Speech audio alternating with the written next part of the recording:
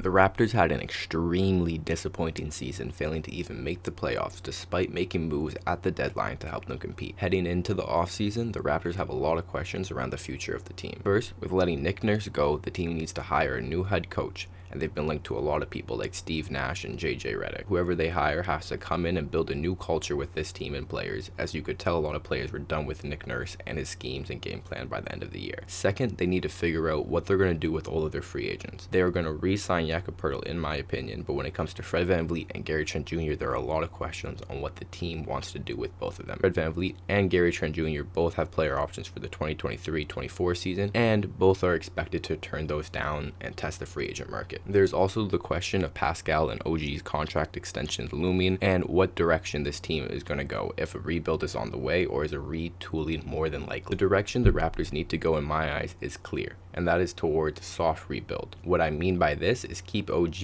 and Jakob Poeltl, but trade some of the older guys for picks and build a front court duo around OG and Scottie plus this year's 13th pick. This is how I would do it. First, you have to make some tough choices on either letting Fred VanVleet walk for nothing or trying to find a sign and trade for him. The first deal that comes to mind would be a sign and trade to the Orlando Magic for Cole Anthony. First, I don't think Fred VanVleet is worth a lottery pick in the sign and trade, so it would be for Cole straight up, but that's fine with me. Cole can be a microwave scorer off the bench for us who can stretch the floor, hitting 36% of his above the break threes and 37% of his corner threes this year. Cole is also still young and could grow into a nice combo guard for us off the bench. Magic have already been linked to Fred VanVleet, and this would let them get one of their many guards off the team for a high-level vet who could be a leader for them. Next is figuring out what to do with Gary Trent Jr. Gary had a bit of a down year when it comes to his outside stroke, but still ended up hitting 141 out of his 366 above the break threes, good for 38.5%. He struggled from the corners, only making 30% of his corner threes, but Gary Trent Jr. showed a lot of growth, finishing at the rim, hitting 65% of his shots in the restricted area, which is up from last year, and finished the year averaging a solid 17 points, 2.6 rebounds, 1.6 assists with 1.8 stocks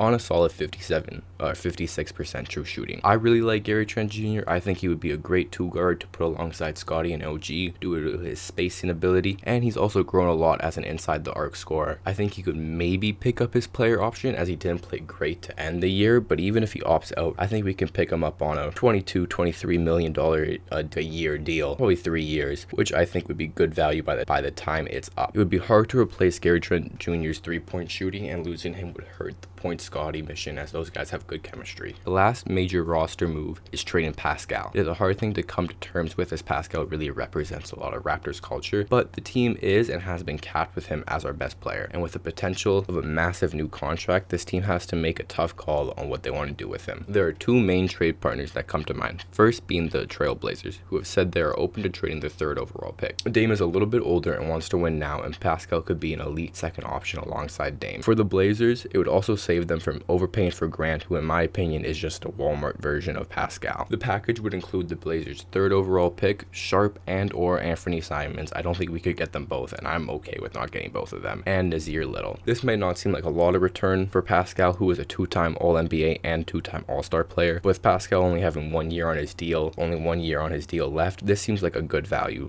return. Trading for Sharp or Simmons plus the 3rd overall pick, which seems to be Scoot Henderson as of now, would also make losing Fred VanVleet and Gary Trent Jr. a lot easier, as the guard plate would be replaced with Simmons and Scoot, or Sharp and Scoot. The next trade partner that comes to mind is the Houston Rockets, who have the 4th overall pick.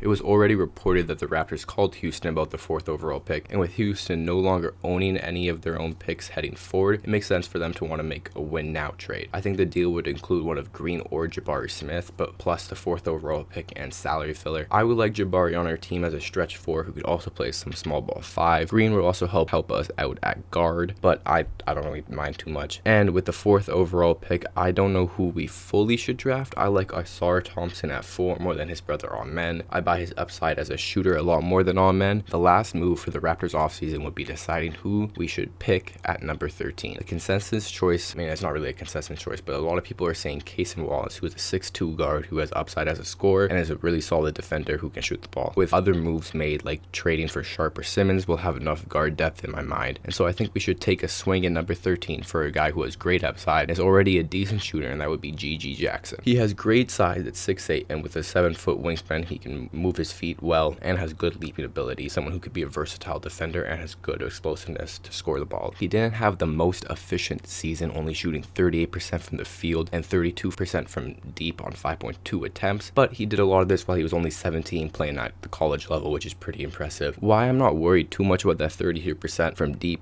is because, one, he shot pretty decently on his catch and shoot threes, hitting 37 out of 108 of his catch and shoot threes, good for 34%, and he also shot 36% on his spot of threes, as well as 36% on wide open. He's a solid cutter, and at that age, he has a lot of time to grow on both ends. I think he could be a nice way to keep the 6'8" dream alive while also drafting a guy who has shown real skill offensively. He still has room to grow as a playmaker, but with Scottie running the show, I think that won't be as visible of a problem. And that's what I think the Raptors should do this offseason. It does involve a lot of risks and moves, but I think that's what this team needs, as we're kind of stuck in the middle right now.